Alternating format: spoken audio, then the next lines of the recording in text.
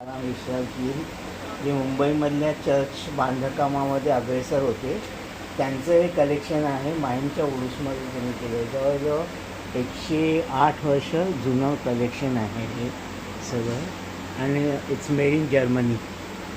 सगळे देव आहेत.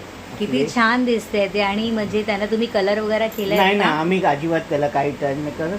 आम्ही एक 6-7 वर्षांनी एकदा साध्या पाण्याने धुतो फक्त, कारण नाहीतर दुसऱ्या दिवशी सगळं पॅक करून ठेवून देतात. अच्छा, म्हणजे ह्यांना किती वर्ष झाले? 108 वर्ष हे सगळं? हो हो. अरे वा.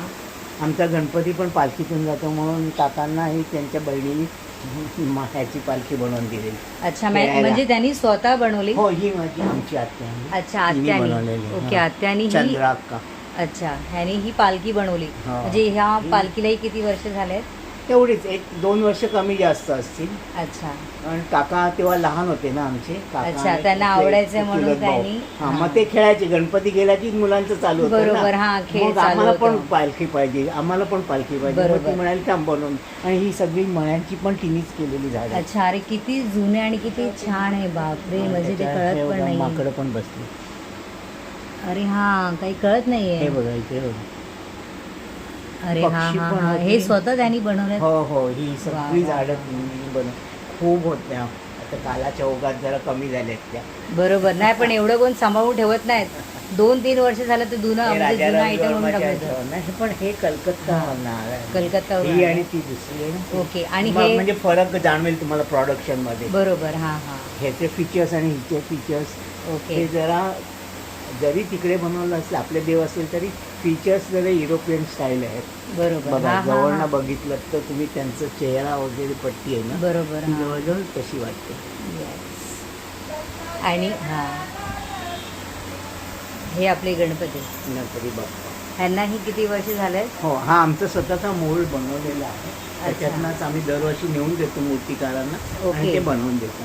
अरे वा. हे सगळे ह्या सगळ्यांना 108 वर्ष झालेत. हो, हे ब्रह्मदेव.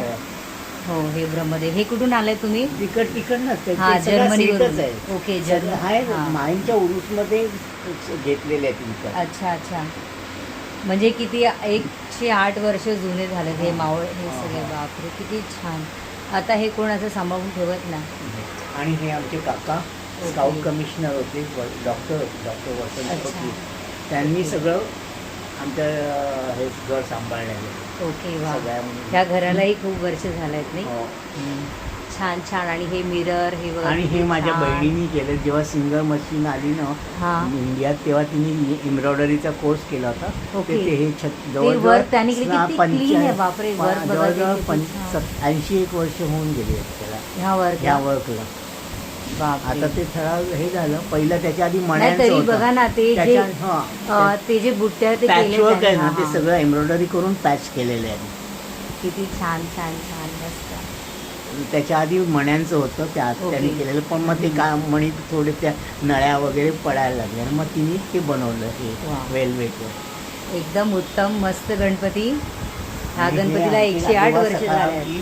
ह्यांचं ते सगळं कलेक्शन आहे. अच्छा, ह्यांनी हे सगळे कलेक्शन केले आहे. हे कुठे वर्क करत होते?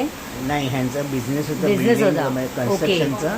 म्हणजे मुंबईतली बरीचशी चर्चेस त्यांच्या हातची आहेत. Very nice. म्हणजे किती छान. म्हणजे त्यांनी खूप हार्डवर्क केला त्यावेळेस. म्हणजे तेव्हाचं बांधकाम आणि आत्ताच्या बांधकामामध्ये खूप फरक येतो. बरोबर ना? छान छान छान.